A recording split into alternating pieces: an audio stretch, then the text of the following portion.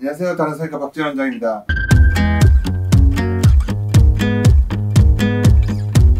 많이 물어보시는 질문인데요. 절개냐 비절개냐 선택. 질문은 정말 형태는 다양합니다. 저는 1차를 절개로 했는데 2차로 또 절개가 가능한가요? 아니면은 저는 삭발 문제나 여러 가지가 걸려서 절개로 하고 싶은데 절개가 안 된다는 사람도 있던데 가능한가요? 어떤 사람은 절개가 안 됩니까? 절개로 하면 많이 아프다던데, 어떤 사람이 부작용이 생긴다던데, 그런 거를 미리 예측할 수 있나요? 이런 거에 대해서 이해하려면 이 두 가지를 아시면 됩니다. 이것만 알면 어느 정도 수술 방법을 결정할 수 있습니다. 이 두 가지를 제가 간단히 설명드릴게요. 첫째, 두피 탄력. 두 번째, 삭발입니다. 자, 두피 탄력에 대해서 먼저 얘기를 해볼게요. 두피 탄력이 뭔지 이해 못 하시는 분들이 굉장히 많으세요. 그래서 제가 상담실에서 이제 자주 쓰는 방법인데요. 두피 탄력은 뭘 얘기하는지, 왜 두피 탄력이 중요한지 하기 위해서는 이거를 보시면 쉽게 이해하실 것 같아요. 저희 아름다우신 실장님의 손입니다. 자, 여기 보시면요. 뒷머리에서 절개식으로 채취할 때 왜 두피 탄력이 중요하냐면, 절개식이라는 거는요, 자, 뒷머리에서 요렇게 이런 모양을 쐐기 모양이라고 합니다. 직사각형 모양이 아니고 이렇게 디자인을 해서 절개를 한 다음에 얘를 양쪽에서 이렇게 당기면, 자, 이렇게 일자로 만나는 게 보이시죠? 자, 그러면 일자로 만난 부분을 떼어내고 봉합을 하면 이렇게 일자로 흉터가 남는 것이 절개식 수술입니다. 이해가 쉽게 되시죠? 자, 왜 직사각형이 아니냐, 이렇게 쐐기 모양이잖아요. 그러지 않으면은 이렇게 일자로 안 만나게 돼요. 그래서 이런 쐐기 모양으로 디자인을 해서 채취하는 것이 절개식입니다. 자, 그런데 힘 빼보세요. 자, 요 정도 사이즈 폭을 지금 이렇게 당기는데 아무 무리가 없거든요. 자, 채취 폭을 2배로 늘려 보겠습니다.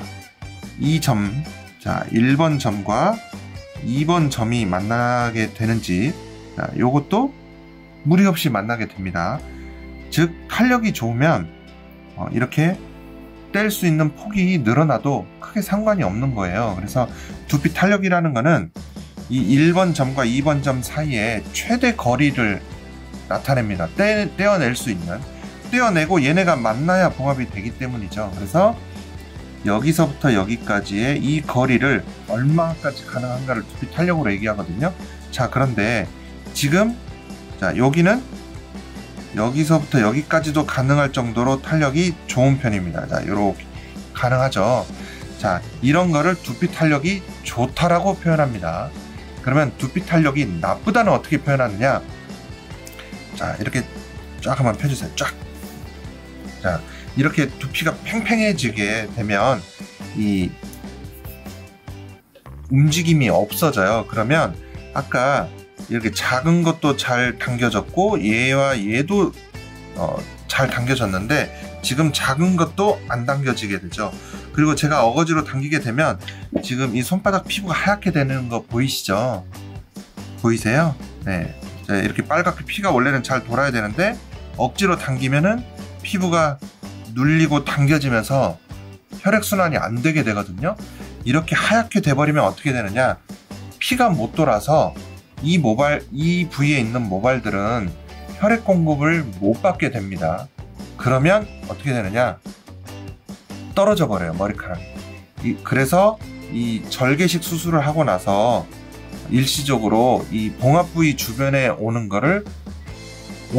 동반 탈락 현상은 모발이 원래는 휴지기에 들어가서, 이 성장기에서 휴지기에 들어가면 겨울잠을 자듯이 빠졌다가 다시 나오는 이 탈락 시기가 있는데, 이거는 성장기임에도 불구하고 일시적으로 이렇게 팽팽하게 하얗게 두피의 혈액이 나빠져서 부족한 혈액순환 때문에 성장기의 모발이 급작스럽게 빠져버리게 됩니다.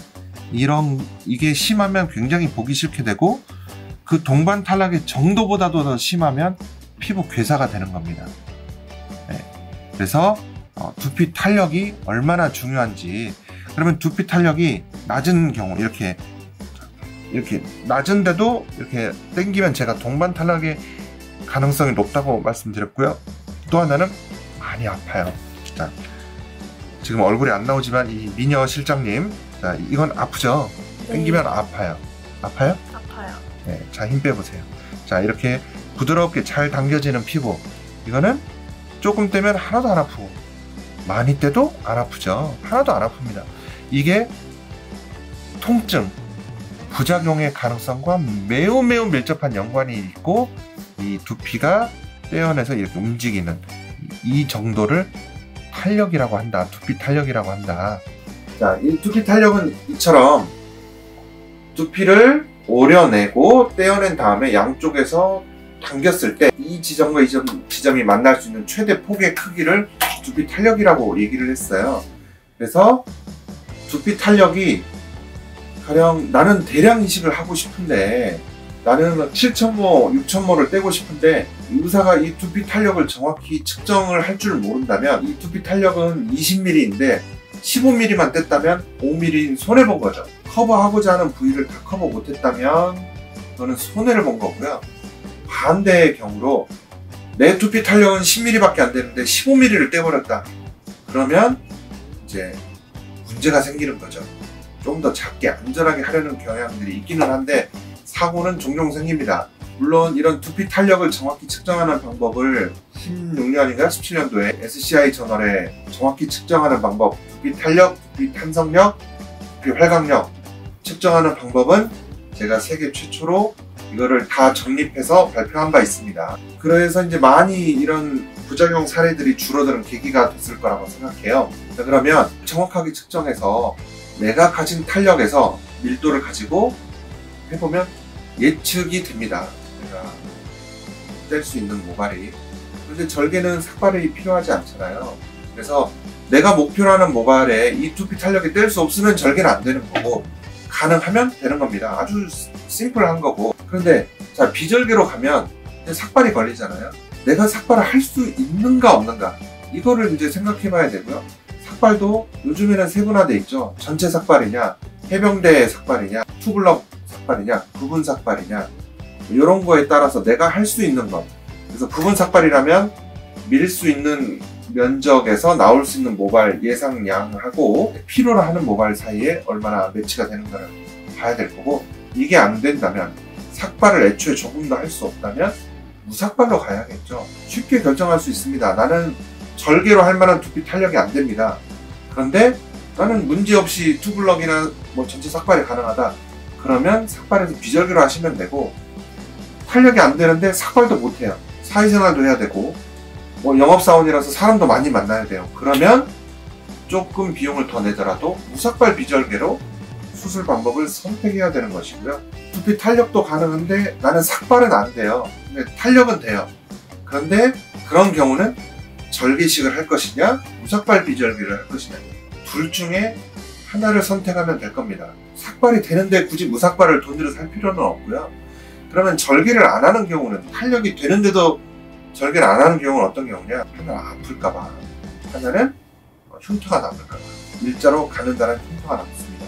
통증에 대해서는 예전에 절개식 수술 후의 통증에 대해서 제가 설명드린 영상이 있으니까 찾아서 한번 짧은 영상 한번 보시면 도움이 되실 거고, 절개 흉터는 한 1에서 3mm 내외의 얇은 실선으로 흉터가 났거든요. 나중에 투블럭이나 이렇게 짧게 치고 싶으신 분들은 조금 보입니다. 그런 여러가지 내 직업이나 헤어스타일 등등에 따라서 삭발할 수 있는지, 흉터는 내가 어떤 거를 선호하는지 등등에 따라서 절개 혹은 비절개, 비절개에서도 삭발 방법에 따라서 이렇게 선택을 하시면, 기본 원칙은 이것만 아셔도 80%는 이해하신 거다, 이렇게 생각할 수 있겠습니다. 도움이 되셨길 바랍니다.